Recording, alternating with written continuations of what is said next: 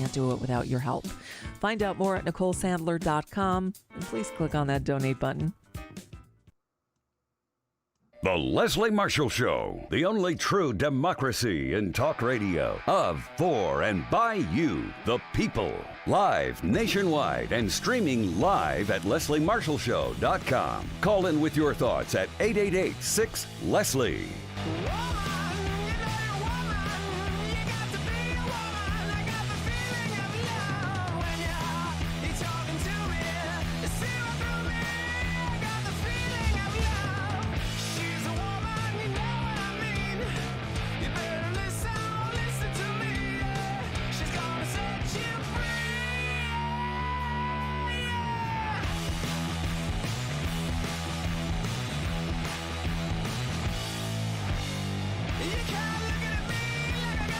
Hey, you're looking at me? I'm Leslie Marshall, probably looking at me tweaking my hair. Like, you know, this is what I do before I'm on TV. I do this little twirly thing. People always laugh. Makeup people, camera people, craziness. Anyway, happy Friday. What a week, and what a week ahead of us. I'm enjoying the warm weather here in Southern California. 82 degrees right now, hence my wearing short sleeves. And it's a beautiful sunny day, a little bit of haze. Other than that, not too many clouds. I hope it's beautiful where you are. I'm Leslie Marshall. Welcome or welcome back. Only true democracy and talk. Thank you for watching me on Periscope here on Twitter, on Facebook Live, on YouTube Live, listening to me on radio, on stream, on podcast, wherever you get your great podcast or listen to us. What are we on? iTunes and Apple, all the places. I'm probably going to list the wrong ones or forget some of the right ones, so you know where they are. We have a great show in store. A buddy of mine hasn't been on the program in a bit. So glad to have him back with us. Olivier Knox will be joining us later in the hour. But right now, let's kick it and check on this Friday what's ripped from the headlines.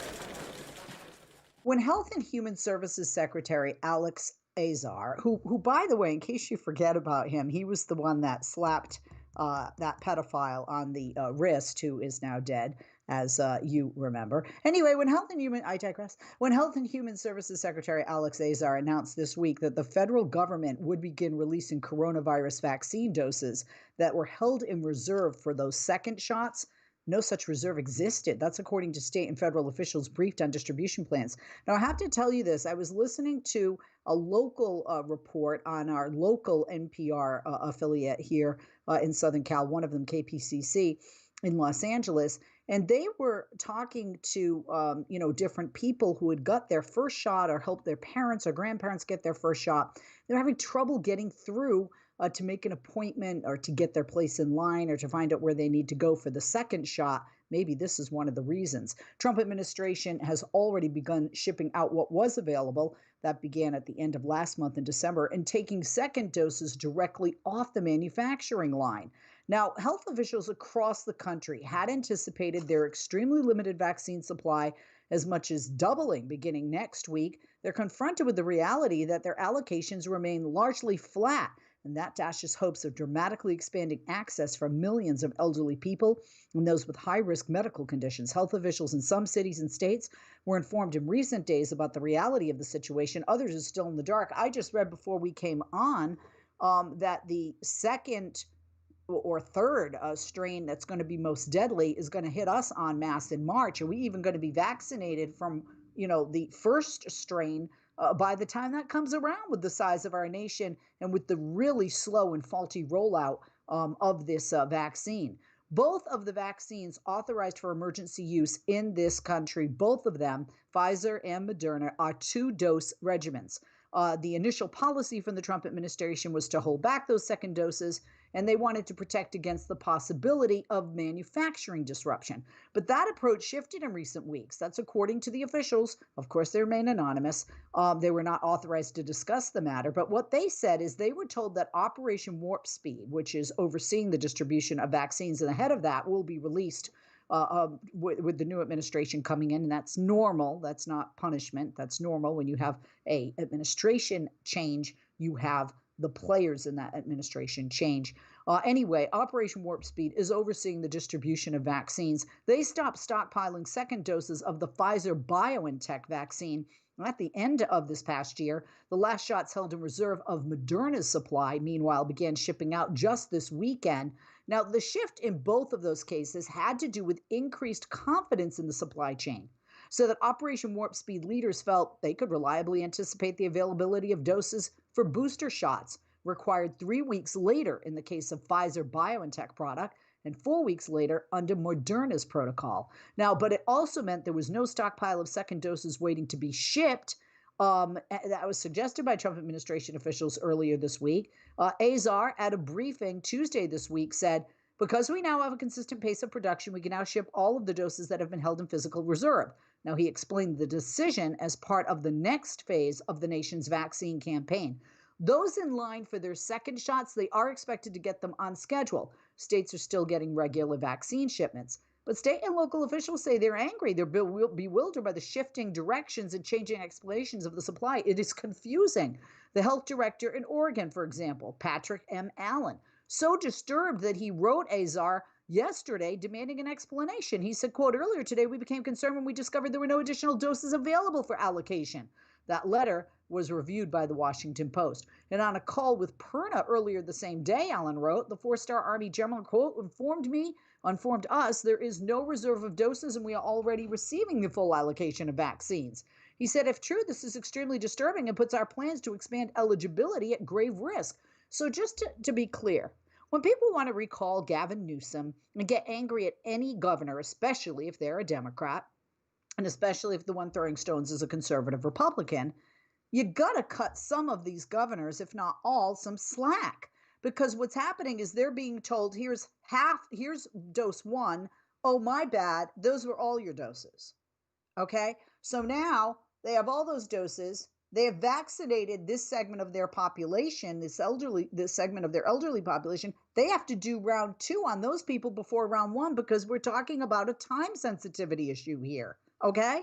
Those plans, he said, Allen added, were made on the basis of a reliance on your statement about releasing the entire supply you have in reserve. If the information is accurate, we will be unable to begin vaccinating our vulnerable seniors on January 23rd as planned. Now, the HHS spokesman, Michael Pratt, confirmed in an email that the final reserve of second doses had been released to states for order over the weekend. It did not address the comments by Azar. He said, quote, Operation Warp Speed has been monitoring manufacturing closely and always intended to transition from holding second doses in reserve as manufacturing stabilizes and we gained confidence in the ability for a consistent flow of vaccines. He also said states have ordered only about 75% of what's available to them. And there's a reason for this. Let me give this again.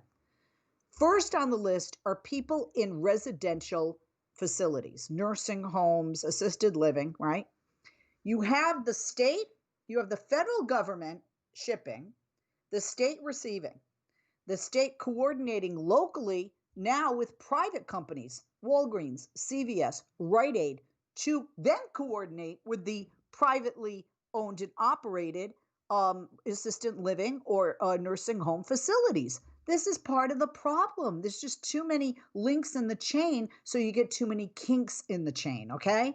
Now, January 8th, there was an announcement by President-elect Joe Biden's transition team that his administration would move to release all the available doses rather than holding half in reserve for booster shots. Biden's advisor said the move would be a way to accelerate distribution of the vaccine that is in short supply across the country. So Azar actually embraced the change 4 days later. He initially said it was short-sighted, potentially unethical to put people at risk of missing their booster shots, but he did not say the original policy had already been phased out or that the stockpile had been exhausted. And that signaled to states that they would soon see expanded supply. He urged them to begin vaccinating adults 65 and older and those under 64 with a high-risk medical condition. But officials in some states, although they embraced that directive, some said suddenly they had hundreds of thousands of additional people at the front of the line. They were overwhelmed with the capacity of need versus the amount of vaccines available to be given. Let's rip another. President-elect Biden has called for a $1.9 trillion COVID-19 relief plan last night. That includes money to combat the spread of the virus, vaccinate millions of Americans, and provide direct relief to individuals in the form of an additional $1,400 in cash payments. Now, for those of you saying, where's my $2,000? You need Republicans to agree, and you need Democrats like Joe Manchin, who are Democrats only in letter, to agree. And you also need to have the money, and we need to be able to balance getting people checks, getting people vaccines. Okay. So anyway, this matters because Biden's American Rescue Plan is his opening bid to Congress on the first of two massive proposals requiring approval in the House and the Senate. And he'll return next month in February in his first address to Congress to ask for additional infrastructure spending. That's what Axios reported. It was confirmed last night by the Biden administration and by Biden himself. Quote, I know what I just described does not come cheaply, but failure to do so will cost us dearly. The big picture? Biden has said COVID-19 and its economic effects are the two biggest problems Americans are currently facing, and less than a week before becoming president, he's giving a pre-inaugural address outlining his legislative plan for coping with them, as well as previewing what he plans to do administratively. I'm Leslie Marshall. Quick break. When we come back, more ripped from the headlines right after this, and then later, Olivia Knox is our guest. Don't go away.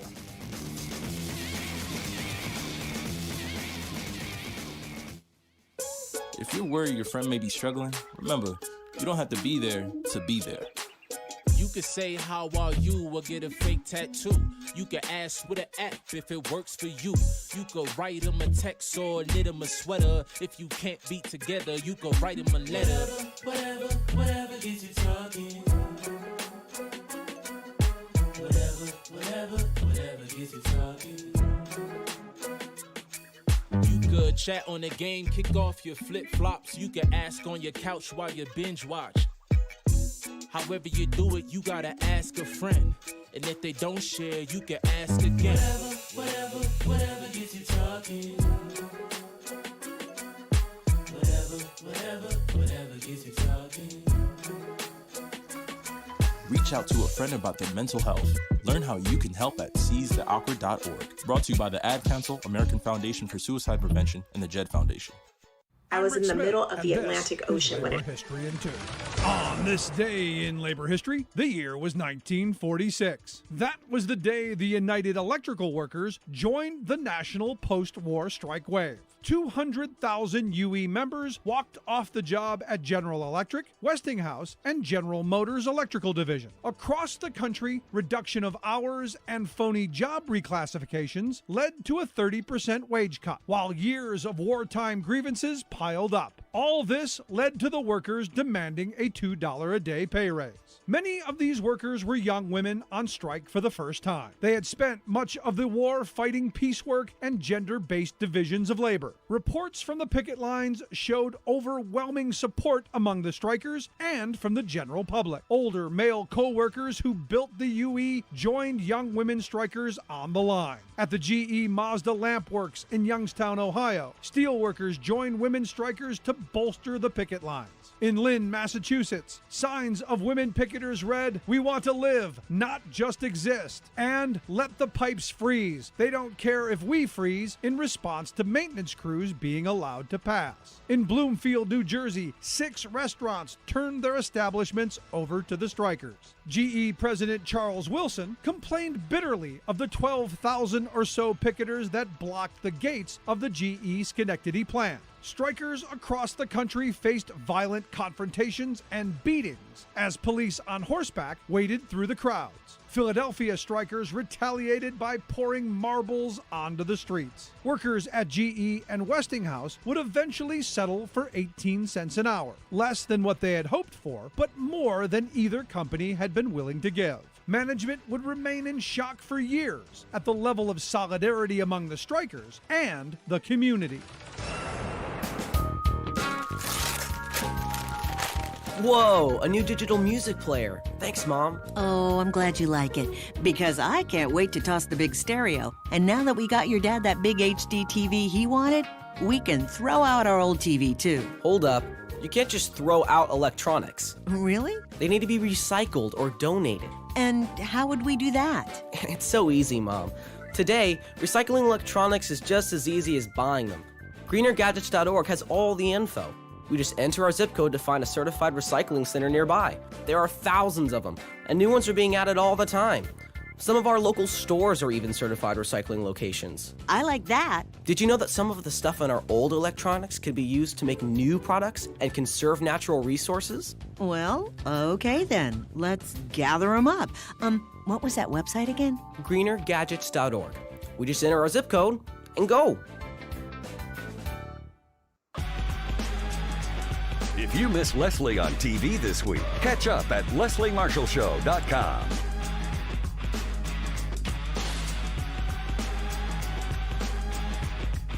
We are back. I'm Leslie Marshall. Welcome back. Only True Democracy and Talk. Let's continue with the second half of the first hour in what's checking from those headlines. The Capitol Police today said that it had opened an investigation into whether members of Congress inappropriately gave visitors access to the Capitol ahead of the storming of the building this past week. Now, this was after not one but several lawmakers raised concerns that their own colleagues might have allowed members of a pro-Trump mob inside just days leading up to that assault. Now, the inquiry came to light as Speaker Nancy Pelosi announced that she had named Russell L. Honore, a retired Army lieutenant general, to lead a security review of the Capitol in the wake of that riot, in which a throng of President Trump supporters rampaged through the building and a deadly security failure that put the lives of lawmakers and the vice president at risk. Pledging accountability for those behind the January 6th siege, Ms. Pelosi warned that if any Republican members of the House had aided the rioters as they sought to advance Mr. Trump's effort to overturn the election results, they would be punished. She also said that she had spoken with the Secretary of the Army and the Secret Service Director to ensure that the necessary resources were in place to prevent a repeat at President-elect Joseph R. Biden Jr.'s inauguration next week. Quote, "In order to serve here together, we must trust that people have respect for their oath of office, respect for this institution," she said. And she went on to say, if in fact it is found that members of Congress were accomplices to this insurrection, if they aided and abetted the crimes, there may have to be action taken beyond the Congress in terms of prosecution for that. This was led by Representative Mickey Sherrill, a New Jersey Democrat and former Navy pilot. She said more than 30, and there were more than 30 lawmakers with her that called Wednesday this week for an investigation into visitors' access to the Capitol before the riot, and specifically the day before the riot.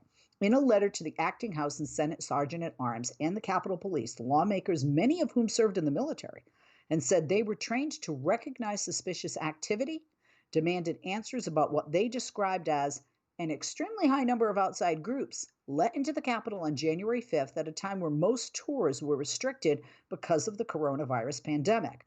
Now, on Friday, today, Eva Malaki, a spokesperson, said the Capitol Police were looking into the issue. She said the matter is under investigation. Ms. Pelosi said she had asked Mr. Honore to help coordinate the military relief efforts around Hurricane Katrina to coordinate and conduct an immediate review of the Capitol's security infrastructure, interagency processes, procedures, command, and control. We must subject this whole complex, though, to scrutiny in light of what happened, she said, adding that House committees would begin conducting their own investigations into what took place. Now, we know that one man who is still at large and being hunted by the FBI alleges that he actually sat down and met with 2 congressional members prior to this. There are a lot of allegations coming out about that. We will see what happens. All I can say is if any of our elected officials had anything to do with this, whether they were showing people around where people's offices were and helping them, you're aiding and abetting, right? Whether they sat down and urged people, to come and do this and were involved, as we're hearing now, some might have been, they can't just be censured, and they can't just be kicked out. They have to be punished criminally. And that's my opinion. Let's rip another. And here is Speaker Pelosi echoing my sentiments. Take a listen. When we're talking about security, we have to talk about truth and trust. In order to serve here with each other, we must trust that people have respect for their oath of office, respect for this institution. We must trust each other, respecting the people who sent us here. We must also have the truth, and that will be looked into. If, in fact, it is found that members of Congress were accomplices to this insurrection, if they aided and abetted the crime, there may have to be actions taken beyond the Congress and in terms of prosecution. We really lost our innocence in this because we always prepared to protect and defend from all enemies foreign. But the Constitution also says, and domestic. And now we have to protect ourselves from enemies domestic. How close within, the investigation will let us know. And let's rip another. Now, speaking of close and closeness, the violent mob that stormed the U.S. Capitol on January 6th came very close to Vice President Pence. He was not evacuated from the Senate chamber for about 14 minutes after the Capitol Police reported the initial attempted breach of the complex. Now, that was enough time for those domestic terrorists to rush inside the building and approach his location. That's according to law enforcement officials. That's also very visible in video footage from that day. I believe I posted that on social media yesterday. Secret Service officers eventually spirited the vice president to a room off the Senate floor. They also had his wife and daughter there because rioters began to pour into the Capitol, and many loudly denouncing the vice president as a traitor as they marched through the first floor below the Senate chamber. Now, about 1 minute after Pence was hustled out of the chamber, 60 seconds, a group charged up the stairs to a second floor landing in the Senate, chasing a Capitol Police officer who drew them away from the Senate. Pence and his family had just ducked into a hideaway less than 100 feet from that landing, according to 3 people who were familiar with his whereabouts. And because of the sensitivity of the situation, obviously aren't identifying themselves. Now, if the pro-Trump mob had arrived seconds earlier, 60 seconds earlier, the attackers would have been in eyesight of the vice president as he was rushed across a reception hall into the office. The proximity of the January 6th mob to the vice president and the delay in evacuating him from the chamber, which had not been previously reported, raises questions about why the Secret Service did not move him earlier, and underscored the jeopardy that top government leaders faced during the siege. As an increasingly hostile and violent, and I'm sorry, I think that there are a lot of good police officers in the Secret Service, but if you were one of those heroes of the Capitol Police, you're a hero.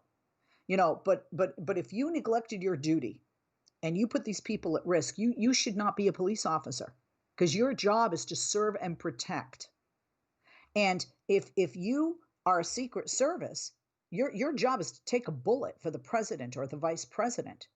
And if you were negligent in getting him out because you weren't taking these things seriously or whatever the reason, you should not be in that line of duty. You're putting the others at harm, not just those you protect, but those that work alongside you, by the way. So Secret Service did not move him earlier. Questions about that? It underscores the jeopardy the top government leaders faced during that siege. This is not rhetoric. And as an increasingly hostile and violent crowd surrounded the Capitol, Pence remained center stage, presiding over a joint session of Congress for more than an hour after the Capitol Police chief said he alerted his superiors that his force was being overrun and needed emergency reinforcements. The potential exposure of the VP underscores how law enforcement agencies struggle to manage the rapidly expanding crisis in real time. Now, many of those in the mob, they did have their sights on Pence. They were enraged that he refused the president's demand to head off the Electoral College count that formalized President-elect Joe Biden's victory. And according to the FBI, one man who was charged this week with trespassing and disorderly conduct after making his way into the Senate chamber said in a YouTube video, quote, "Once we found out Pence turned on us and that they had stolen the election, like officially, the crowd went crazy. I mean, it became a mob. And this is what they chanted, hang Mike Pence. And they had a noose and gallows outside, ready to do that. They shouldn't just be charged with trespassing and disorderly conduct. They should be charged with attempted, intent to attempt murder." I'm Leslie Marshall. Hey, Dad, how do airplanes fly? What's in this box? Can I touch this? Where does sand come from? Is this tree good for climbing? What happens if I mix these two things together? How are babies made? What does this thing do?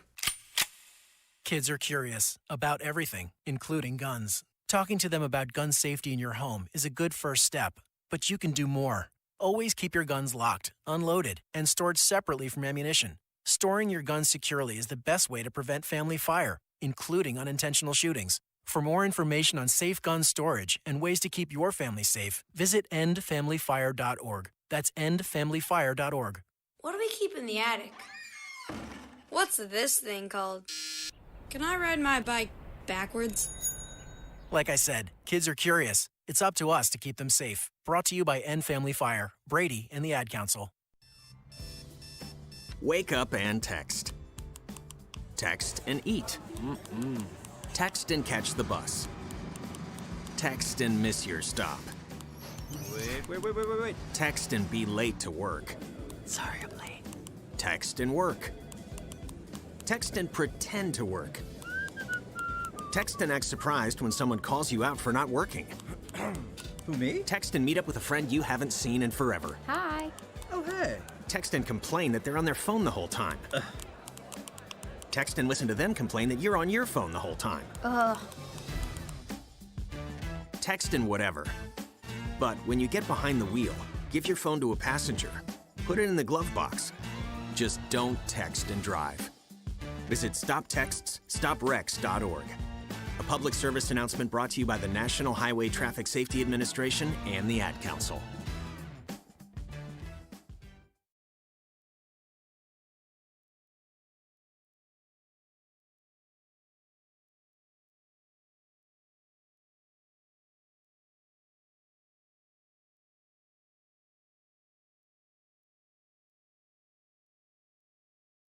I'm Rick Smith, and this is Labor History in 2.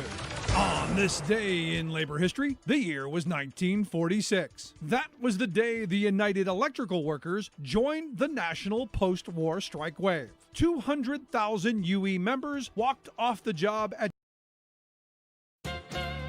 Are we back to the jungle? An animalistic society with roaming packs of foam-at-the-mouth beasts howling for the enthronement of their king? As witnessed in the ugly collapse of Donald Trump's presidency, his furious animalism was unleashed on America, revealing a soulless selfishness that he had written about years earlier in a book on corporate deal-making. In A Great Deal, he explained, winning is not enough. You crush the opponent. But wait, that's not fair to animals. In the real animal kingdom, the species that are the most successful survivors are not the beastliest, but the ones that work together in a sharing society. From ants to elephants, animals in the wild organize to hunt together, build homes, nurture and teach their young, spread their available food throughout the community, mourn lost ones, etc. They even vote. The real king of the jungle is the group, as has been found in communal societies as varied as meerkats, baboons, and bees. Whether primates or insects, such decisions as where to live and which direction to go forage are made by democratic consensus reached in a sort of caucus system.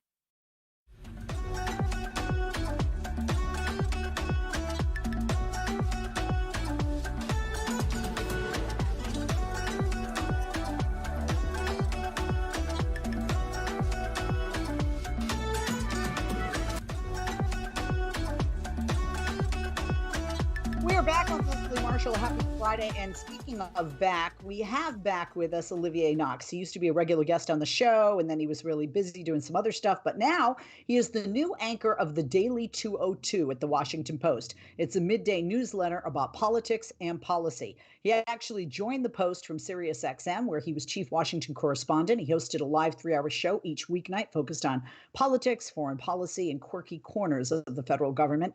Before that, he reported for Yahoo News and hosted a weekly Yahoo-branded radio show. And from July 2018 to 2019, he was president of the White House Correspondents Association. Olivier got his start as a reporter at Agence France Presse, for which he eventually covered all 8 years of the George W. Bush administration. You can find the Daily 202 by visiting tinyurl.com/the Daily 202. Be sure to follow Olivier on Twitter, where his handle is at Knox. That's OKNOX. Olivier, Happy New Year and welcome back to the show, and congrats as being the new anchor of the Daily 202 at the Washington Post. Thank you very, very much. It's a pleasure to be back. Happy New Year to you and yours. And happy New Year again. Yes, Washington Post, one of the places that I love to read opinion on, but I also know that if you guys put it out there, it's factual, and that's not the case with every place out there that's putting things out there. We have the outgoing ratings, approval ratings for Donald Trump. We have the incoming ratings for President-elect Joe Biden. Let's take a look at Trump's approval ratings. It seems to have fallen to a new low.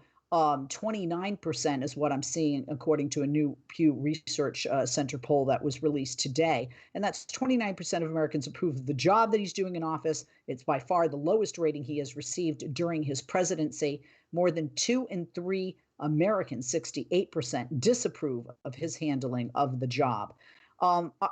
First thing, are you surprised? I'm certainly not. As a matter of fact, I think it should be lower after what happened on January 6th. Well, I don't know that I'm surprised necessarily, but it does bear noting how incredibly stable his approval rating had been for 4 years, and how incredibly stable the polling was in the campaign. I mean, it felt for a while like no matter what he did, he was going to keep his hold on that 40%, 45%, whatever it was, of Americans. So I did expect him to pay a political price for the speech he gave, the incitement that he gave to the crowds that eventually descended on the Capitol, stormed it, and ransacked it with the goal of overturning the election. So I'm not that surprised, I guess, but it just makes me wonder at all the different things that happened over the last 4 years and how stable his approval rating had been. Definitely. Richard Nixon is somebody that allegedly the president doesn't like to be compared to, but you have to look at comparisons because he is just 3 percentage points above where Nixon was. That was 26% of Americans approved of Richard Nixon's job performance when he resigned from office in disgrace.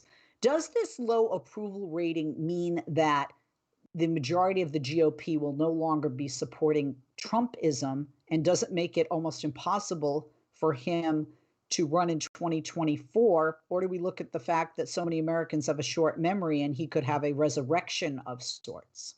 It's not just the short memory, Leslie. It's the fact that majorities of Republicans think that they approve of what he has done.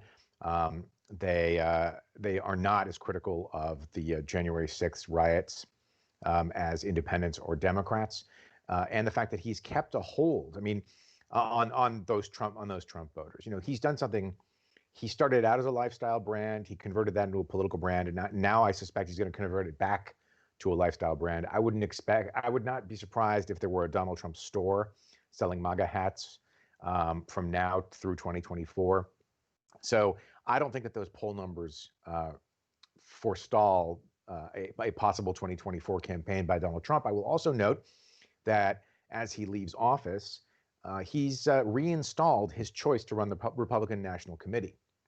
So he has a core of support in Republicans. He has a hold on the party machinery. You can see, I mean, even after the rampage, the riots inside the Capitol, an overwhelming majority of House Republicans voted to overturn the election. So, no, I don't think this is the death knell of Trump's political ambitions at all. Now, a lot can happen between now and 2024. That's obviously a cliche. But what happens if he's welcomed out of office with, I don't know, a district attorney in New York, formally charging him with financial hanky-panky? We just don't know. There are too many variables here. Oh, no. Absolutely. I know some people think, oh, he'll be gone. But when you look at the numbers in this poll, 60% of Republicans approve of Trump's job performance. Now, that's down from 77%. Some people may say, whoa, a 17% drop. But some also could say just a 17% drop. He still has a 60%, more than half, majority there, of Republican voters who continue to approve of him. That's right. Having said that, Olivia, you have covered Washington and politicians and presidents for a very long time, the majority of your career. Have you ever seen this cult-like blind following of a politician before? Well, not in this country. No, I don't think I have. I mean, again, as I said, he came in with. I mean, let's pause and reflect on the fact that it turns out that The Apprentice may be the most important television show in American history. But no, I have not seen something like this. But remember, he came in with all this celebrity power and entertainer power and the rest of it. And he converted it to political power. I don't know what he wants to do. He's taken steps that certainly suggest that he wants to keep influencing Republican voters, and that means, of course, influencing Republican House members, Republican senators. There were times when in the Obama era, when Republicans rolled their eyes and said, "Oh dear, cult of personality." I definitely did not see that in the Clinton era. I did not see much of that in the W era. But in this instance, and we're going to see it tested as he leaves the scene. How does he stay relevant? How does he remain a voice? He's not on Twitter anymore. How does he keep that? How does he keep that going? I will add, for any other politician, any other president, 60% approval inside your party, we would all be going, "Oh no." That's not a good number, just right. to be clear. But again, you're right. You were right earlier about talking about short memories. We are starting to see the GOP gear up to counter the messaging and the facts on the ground from January 6th. So a lot can happen. Yeah, especially if they look at, are we better off with or without Trump numbers wise? And in the House and the Senate and the White House, they're not. They're seeing losing support. They're seeing so many people who are blaming, Donald Trump for inciting what happened last week on January 6th. But, I agree with you, Olivier, even though they're short memories, if he does enough rallies, because that's really what he liked, I think, about being president the most, were rallies where he could just stand there and talk about himself and, where people yelled out, "I love you." I mean, seriously, Freud would have a field day with this man. And that may happen. He may not have a voice on Twitter, but, he could develop another persona and people would know it's him, or he could use so many of his children or people that, work around him to be his voice online as well. He won't entirely be silenced. That's true, but Twitter was unique in that it let him do this entirely on his terms. He had a press pool following him the last couple of weeks, right? He had that small group of reporters who can, at the snap of a president's fingers, reach 6 billion humans. Okay, he didn't use it. He could have used the White House website. He didn't use it. So the appeal of Twitter for him was that it was unidirectional, really, and that he could do it entirely on his own terms. So I don't know. I don't think he'll hide behind a fake name the way he used to when he called up the New York Post, page 6. But he's got a lot of other alternatives. Yeah, definitely. We're going to be taking a break before we talk. Well, I'm just going to ask you a quick question. You had mentioned the insurgency. We're now hearing that some Capitol rioters meant to capture and assassinate officials. Inside the Beltway, Olivier, are any of these people going to be charged with conspiracy to commit murder or attempted murder that you have heard? Which these people? You mean the people who rampaged in the Capitol? The people that meant to capture and assassinate. Oh, yeah. I mean, the reason we know this is that it's in actual court filings. So yes, and what's coming out is pretty clear that some proportion of the people who stormed the Capitol, who broke down its doors, who shattered its windows, and who went room to room hunting for lawmakers. We've got pretty strong indications that a lot of these folks are going to face some pretty serious charges. We're going to take a break. When we come back, we're going to talk more about what happened on Capitol Hill on the January 6th, the domestic terrorism, the rioters, the insurgency, the ransacking. We'll be back with our guest Olivier Knox right after this. I'm Leslie Marshall. Like I said, on Twitter, follow him at OKNOX, Knox. And be sure to visit tinyurl.com/thedaily202 and take a listen.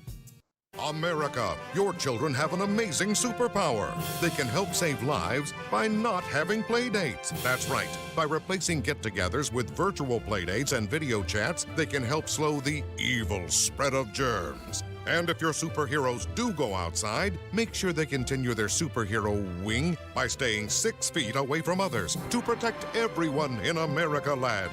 Find out more at coronavirus.gov. A message from the CDC and the Ad Council. America, your children have an amazing superpower. That's right.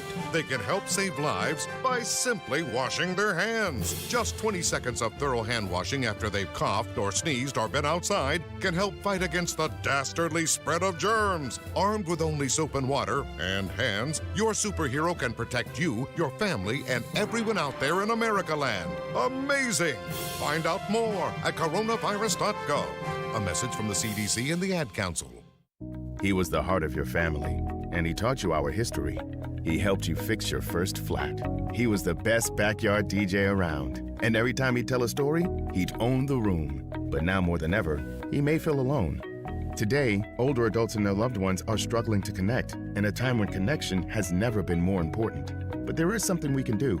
Embrace our older loved ones through StoryCorps Connect. With StoryCorps Connect, you can honor seniors remotely with an interview about their life. Every interview will be archived at the Library of Congress, becoming part of American history, so that years from now, future generations can listen in. All right, Grandpa, what's one piece of advice you have for me? Just 3 words, sweetheart. Live with courage. The man that had the best stories still has plenty of stories to tell. So connect virtually and share the conversation of a lifetime at StoryCorpsConnect.org/AARP. Connect, honor, share. StoryCorps Connect. A message from AARP, StoryCorps, and the Ad Council. Welcome to Code WAC, your podcast on America's broken healthcare system and how Medicare for All could help. I'm your host, Brenda Gazar. How does a father cope after losing his 29-year-old son to suicide? A suicide that happened after his son missed a $20 health insurance premium? If you're Scott Denoyer, you fight to ensure no one else loses a beloved child to America's flawed healthcare system. Scott Denoyer of upstate New York says his son Danny was the comedian of their family, but Danny is no longer with them. On April 9th, 2019, the young father of 2 took his own life after he was discontinued from his health insurance and stopped taking his medicine for mood disorders. That happened after he missed a $20 insurance premium that he didn't realize he owed. It was around mid-February of 2019 that Danny had moved in with me. He was having a couple of problems, domestic issues with his girlfriend, which also was the mother of his child. And when he came in, he had just refilled his medication, which was risperidone, an atypical antipsychotic which has a known suicidal risk from withdrawals. After the first month, he comes home one day and he's like, "Pops, I went to get my medicine refilled today and I found out my insurance had been canceled." "Okay, Danny, not a big deal." The medication he was on was for mild psychosis. He didn't have suicidal thoughts. He had anger issues, and the medication was working. His words to me in this kitchen that day was, "Pops, I know I need this medicine." So I told him, like, "Danny, okay, not a big deal.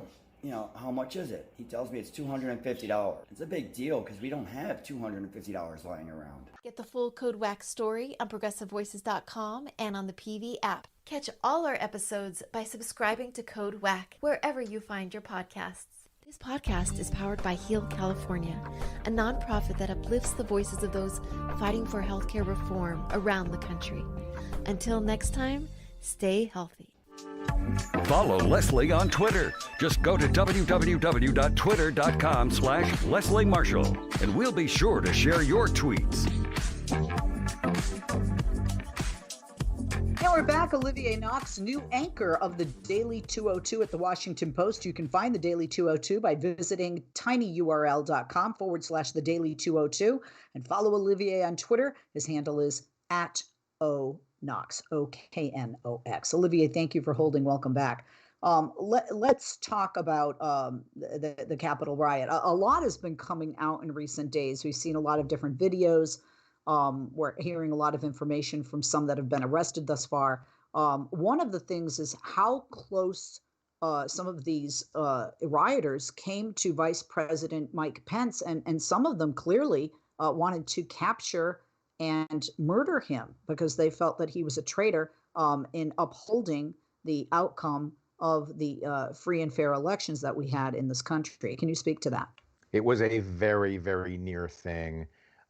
He was hustled off the Senate floor into a secure area at about 2:13 p.m. Eastern. At about 2:14 p.m. Eastern is when the rioters basically reached an area just a few feet from the door to the Senate chamber. That Capitol Police officer, whose name escapes me at the moment, but heroically led them away from the door to the chamber. But it was a really near thing, and you remember that a bunch of these folks were chanting, "Hang Pence" and things like that. Yeah, that's right. Eugene Goodman is the name of the Capitol Police officer. But so yeah, they were chanting "Hang Pence." They were calling him a traitor, in part because the president, in his remarks, had misled them into thinking that Mike Pence could constitutionally and reasonably basically overturn the election, send it all back to the states, which was not true. Mike Pence had told him the day before that he wouldn't be doing that. He had issued a public statement the morning of saying he wouldn't be doing that. But Donald Trump told his supporters that, yes, it was all up to Mike Pence. And if Mike Pence would just do the right thing, then Donald Trump might have another 4 years in the White House. Like I said, there's so much coming out. There are congressional people, some who were former military, who saw a tour being given the day before this riot and the storming of the Capitol. And with COVID, tours have been very, very limited. What are you hearing about that, perhaps beyond what some of us have already been told via social media? Well, I've seen the public comments by Democratic Representative Sherrill, who has said she's accused some of her Republican colleagues of doing what amounts to a dry run. I have not seen confirmation of that, so I'd be really careful. The thing that a lot of people don't necessarily know is that the Capitol office buildings that ring the Capitol proper, basically on either side of the mall, the big green space in the middle of DC, the Capitol office buildings are extremely open. If you show up, it's obviously a little bit different during the pandemic, but if you had showed up in January of 2019, or actually even 2020, at the Kennan office building or at the Russell office building, you go through a magnetometer, but that's it. They don't check IDs, they don't take your name down, because the idea is that these people are supposed to be accessible to the voters. The Capitol is not like that. The Capitol actually really is secure. You can only get in with the right credentials, whether it's one of those office holder pins or a press pass or a staff badge. It's much tighter. So I don't know I'm not quite sure where these tours are supposed to happen, but to my knowledge, at least, as we speak here today, I have not seen confirmation of these accusations. What about accusations that we're getting, especially, we hear from Ayanna Pressley and her staff that the panic buttons in her office have been ripped out. We hear from Clyburn that he has two offices, one's on the third floor and doesn't have his name outside the door, and that who told him to go, who told these people where his office was, and possibly. We also know that there's a couple of Capitol officers that have been suspended and 10 more that are being investigators. Could you speak to that? Yeah, right. Of those, obviously the Capitol Police officers who were suspended for doing things like taking selfies with the rioters, and those being investigated. Also notable. Let's not forget the police and fire department members from all around the country, who apparently some of whom flashed their badges to try to get in. The Clyburn thing is the one that really sticks with me.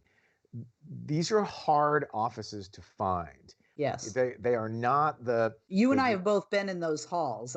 Yes. I know when I've had a meeting with a congressional member and I'm legally allowed to be there, how difficult it is to find unless somebody comes and gets me and brings me. Right.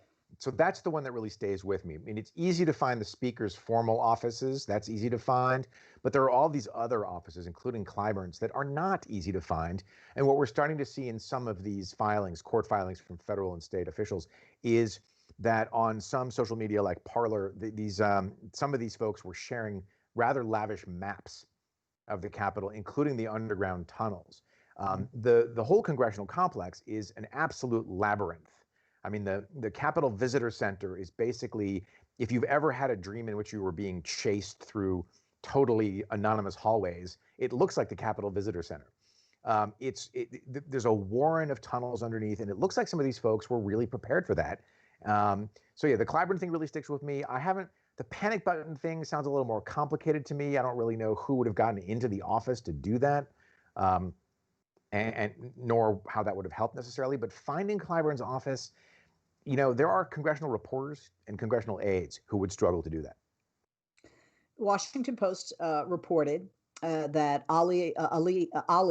Alexander claimed that Congressman Biggs, Brooks, and Gosar actually helped plan this. He is still at large. He is the Stop the Steal organizer, as you know. A couple of things here. One, do you find it odd that he, especially making these allegations, has not been found yet? I know we have a big country, but, the FBI is pretty darn good at, ferreting out alleged criminals. Yeah, they can be. And then there are other times when it takes them a very long time. You remember the Eric Rudolph case? It can take them a very long time to locate folks. I find it a little bit odd, if only because one of the things that we are learning or relearning, for those of us who follow surveillance tech pretty closely, is how much your phone is telling on you. Yes. And so you're getting these heat maps that follow Parler users, from the mall, from up by the White House down to the Capitol and into the buildings and exactly where they went, and you can pinpoint so when cyber or internet experts are out there, even on TikTok, saying if you had your phone with you, they know where you were in the building, They know you were in the building, they know where you were when you left the building, and they know where you are now as long as you have your phone with you. And also, a bunch of these super geniuses were posting videos and photos of themselves inside the Capitol, right? So with their names, yes, exactly, and where they're from. So basically, I'm not sure that we will have seen a larger quantity of self-incrimination from any group than this. It's really remarkable. It also, if I could just put a quick parenthetical in, you are of course seeing some predictable, there ought to be a law responses to this. Yeah. What we're seeing from the federal authorities is they've got plenty of power.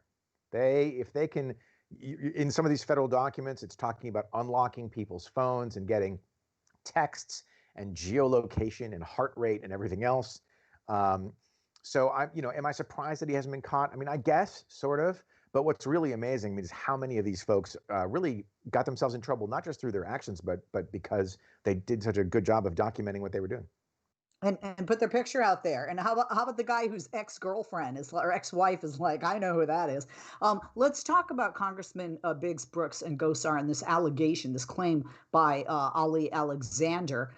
You guys put it out there. How much more do we know about this, A, and B, if in fact this were to be true, what type of a punishment within Congress and in addition federally could they be facing? Well, Nancy Pelosi, the Democratic House Speaker, said today in her press appearance that she essentially said there would be hell to pay, both inside Congress and outside Congress, which of course implicitly means in the judicial in the justice system, right? If it turns out that they coordinated with these folks and accommodated or eased or conspired with the folks who stormed the Capitol, you would imagine at least censure, at possibly expulsion. Some other kinds of punishments, coupled again, not that this is up to Pelosi, but coupled again with some potential criminal charges. But we probably won't have a lock on that until they find Alexander and can actually question him about that. Yeah, and then again, is he telling the truth? Obviously, this Congress people, are going to, deny that. Lastly, we have less than 60 seconds, so. Some Democrats in Congress, AOC, for example, they're worried that their colleagues are out for blood, that their colleagues might kill them. How real is this right now in D.C.? Well, we had sort of an unusual spectacle of some members of Congress saying that they would actually pack on the House floor, and a whole bunch of them ignored the magnetometers that were put outside the House floor to prevent exactly that. I don't think this is the 19th century. I don't think we're going to have people getting challenged to duels. I don't think we're going to have one lawmaker beating another one to death with a cane. But I respect. After what happened on January 6th, I understand any member of Congress being worried for their lives. especially people that are more targets or outspoken, like Alexandria Ocasio-Cortez. And especially when you have some newbies who don't want to go through the metal detector or are already talking about impeaching Joe Biden, and he isn't even president yet, officially. Olivier, always a pleasure. Happy New Year. So glad to have you with us. So congrats on the new gig. You can listen to The Daily 202 by visiting tinyurl.com/The Daily 202. Olivier is the new host and anchor of that. Olivier is on Twitter. Also, follow him there. His handle is at @oknox, OKNOX. I'm Leslie Marshall. Have a great weekend. Be safe, wear your mask, social distance, do the right thing, go through medical detectors, don't be children. I feel bad. Nancy Pelosi's like running a daycare center right now. Anyway, I'm Leslie Marshall. Olivier, love you. Have a wonderful weekend. Thank you. Family are safe.